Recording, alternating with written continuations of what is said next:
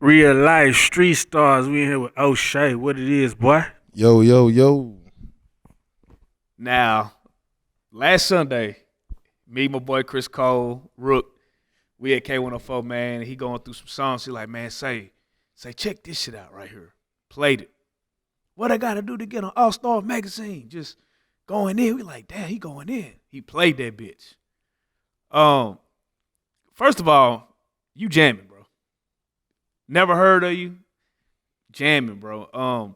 How did it feel for you to get on, to hear your music hit the radio?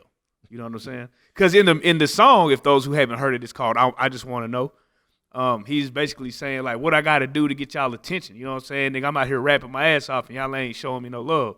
And then, ironically, they play you on the radio. I ain't even going to call it ironically, man. I've been grinding.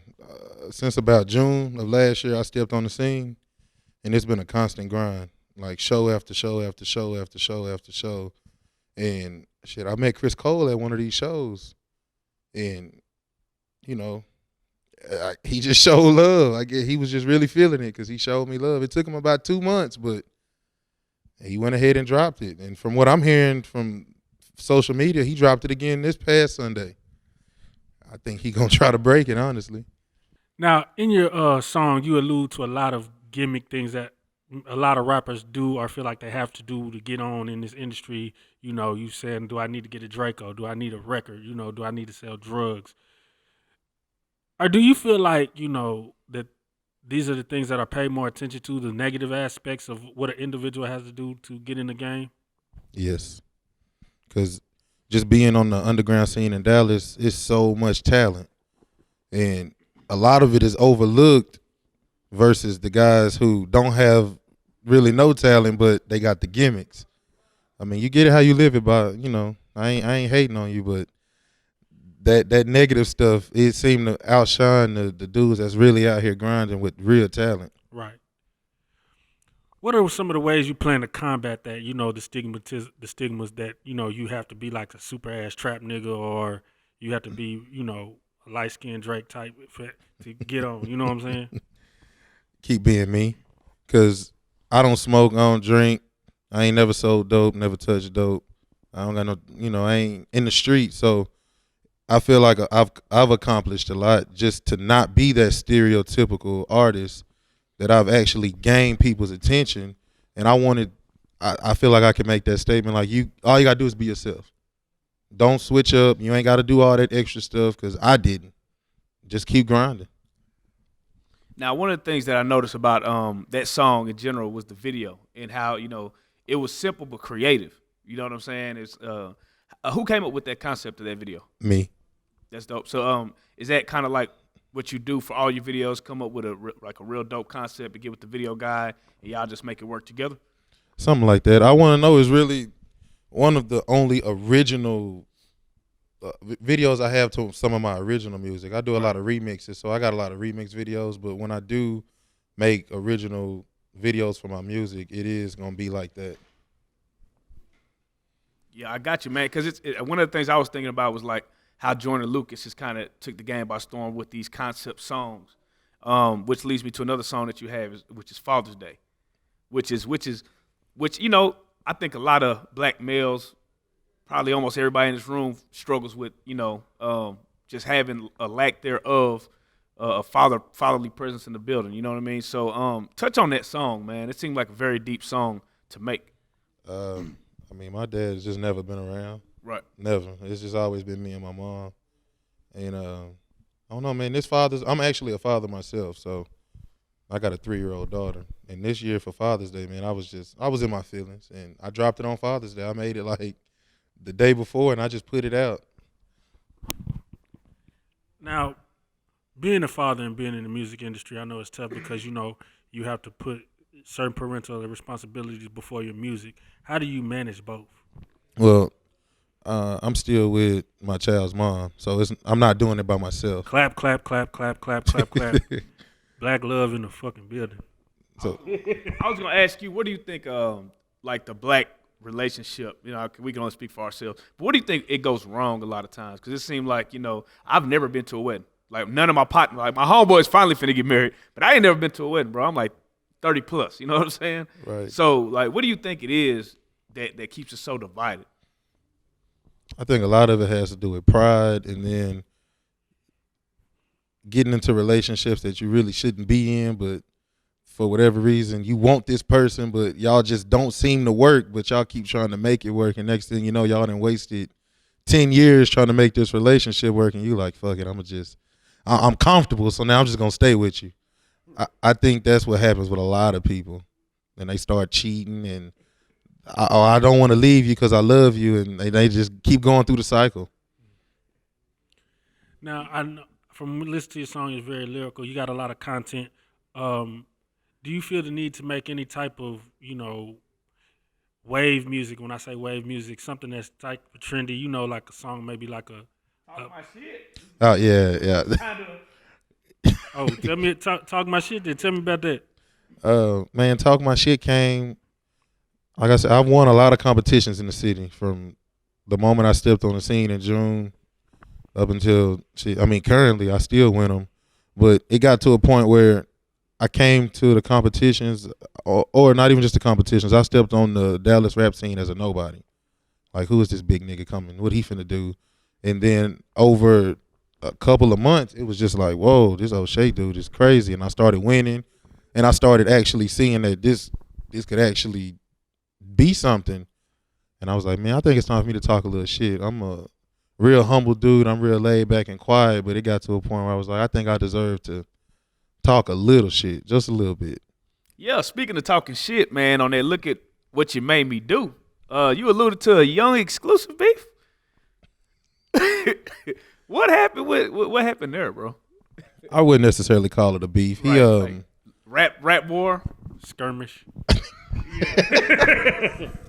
Rap skirmish. Hey, both y'all are talented, man. So I would love to hear y'all lyrically spar. Well, it's happening actually February 2nd. I got talked into it. They put some money on the table, and I was like, fuck it, might as well.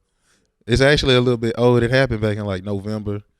But it was just music, man. Like I said, I'm not in the streets, and Right. I put that out there when the incident popped off. But he did an interview with his manager, and they just like dragged my name through the mud. And when I seen the interview, instead of pulling up and shooting them or beating them up or none of that crazy shit, I just kept it on music. So you lyrically pulled out the AK. And that was all she wrote after that. Was it that song that was like pretty much the song that addressed it, or was it a different song? No, that was it. That was the one and only song. Got you. So like just rap beef in general. What is the procedure like? Now it seems like with the whole Drake and Meek shit, it's like people be like, you got a day to respond. Like, how fast should you respond on some rap beef shit? I heard it was 3 days. 3 days. I mean, that's what Drake gave me. That's what he said in the song. I waited 3 days? four. I waited 4 days. Yeah. Where y'all at? So he never came back though. Yeah. That shit, it was dead. Yeah. It was like be the dead horse at that point. Man, but it seems like everybody's starting to gravitate to the music that you've been putting out. You're starting to get the eyes. You know, I noticed you one of the things I noticed about you was how great your mixing, the beat selection, and your quality of music was. You know what I'm saying? Like, who are some of the people that you work with, like your engineers and your record producers and stuff like that? There's just one guy I work with. His name B Dot. He in Arlington at ABC Studios. That's where I make everything. He mix and master my songs. I record there. That's it. Now, you mentioned in your song, I Want to Know, you mentioned a lot of media outlets, All Star Magazine, Say Cheese TV. Do you feel like these machines are more make or break an artist? Because it seems like you stressed the importance of what you got to do, but you didn't say nothing about radio or no things like that. You just felt like, do you think that those are the things that might make or break someone's career? I don't think I'm not gonna say it'll break your career if you don't make it there, but I think it could make it. Right. It could make your career because I've seen it. I've seen them post the artists and then boom, next thing you know, that's all people talking about. Really? That shit dope. So just in social media in general, do you feel like, as powerful as a tool as social media is, I know most of your grinding is out in the street hand to hand. What do you prefer to do more? I like that face-to-face interaction. Right. Because social media, you can only look at pictures and videos, but on that face to face or watching me on that stage, you get the real. You get to actually see how I interact with people. Hmm. If I'm an asshole, you can really figure out if And I feel like it's a more organic way to build a fan base.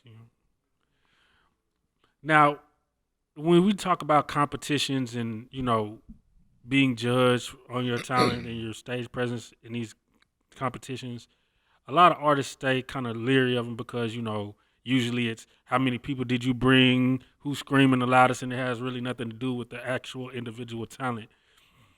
How do you feel about competitions now that you've won so many? Do you think it's helping you more or just hindering at this point? I wouldn't be here if it wasn't for the competitions. Right. And that's just real. Not saying that's the only reason I'm here, but doing those competitions opened up other doors because you never know who be at some of these competitions. Right. Prime example, I met Chris Cole at a competition, Right. but a lot of artists didn't show up because the prize was only $300. Mm-hmm. But they missed out. Like when you see K104 in the building, it could have been no prize. You supposed to be there. Right. I met P Skills from 97.9 The Beat at a competition. Right. Got spent on 97.9. I feel like they're good just for networking and building a buzz. Do you think that the city is separated from the hip hop lyrical side versus the trap side? I kind of want to say yes and no because it ain't really nobody that's like everybody kind of sounds the same. So there is really not too many people. Well, I don't know too many people. I'm not gonna say they're not there, but I don't know a lot of people that's coming with some Kendrick or some J. Cole type shit. Everybody want to ride that wave that's here instead of making their own. But I have ran into a couple of dope artists that if they could just get a bigger buzz or get the right something, the right social media post or the right cosign, that it could definitely be a split between the two. Right, because it seems like, especially on the trap side or they're rising quick. You know what I mean? But you don't really see too many of the lyrical Dallas artists actually get over the hump. You know what I'm saying? So I always just wondered about that. It's just weird. I kind of think I'm getting over that hump though. Yeah, you starting to make some waves for sure. So what are some of the projects, or what project do you have out right now, and what project are you working on? Project I have right now is called The Remix King. Before I started actually making original music, I struggled with making it. And I used to listen to a lot of Lil Wayne, so all I used to do was just make remixes back when I was younger. And that shit kind of killed me. Then I ended up having a baby, so I kind of just stopped. And somebody gave me an original beat. And when I made that first original song, it was like, I actually can make some original music. And when I started making that original music, I used my remixes as like buzz builders, practice, things like that. But that's one of the projects I have out. It's called The Remix King Volume 1. It could be found on Dat Piff, or I have hard copies. I'm working on a actual EP. I'm not sure what I'm going to name it yet, but that's what I'm actually working on now. So we like to ask artists for the amount of time that you've been in the game, give us your most positive experience and your most negative experience that you've faced while you've been in this music industry. Most positive experience.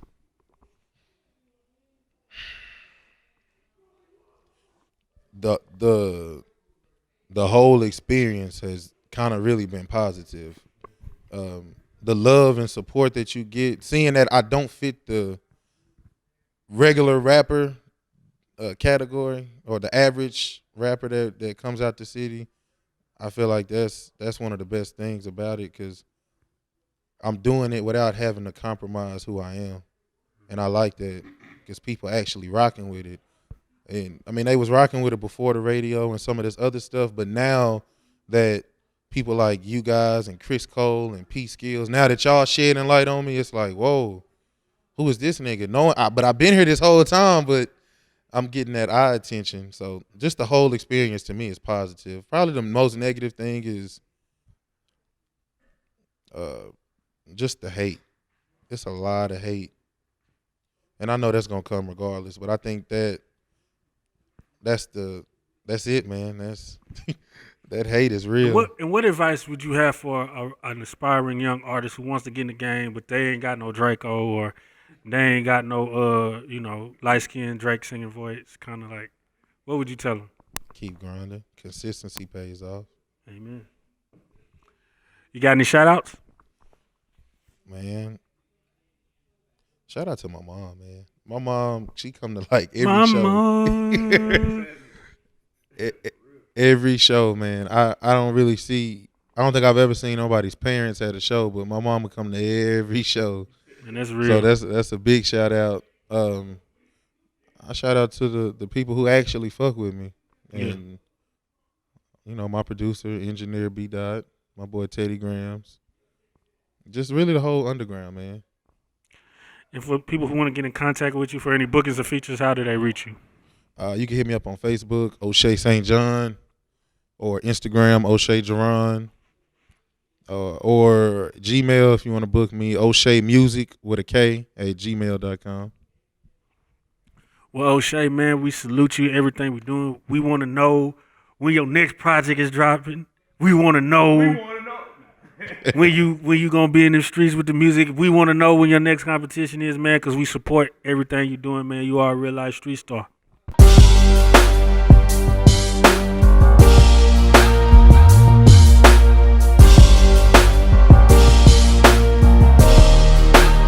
Shout out Reallyfe Street Stars, nigga. Mello. Hey.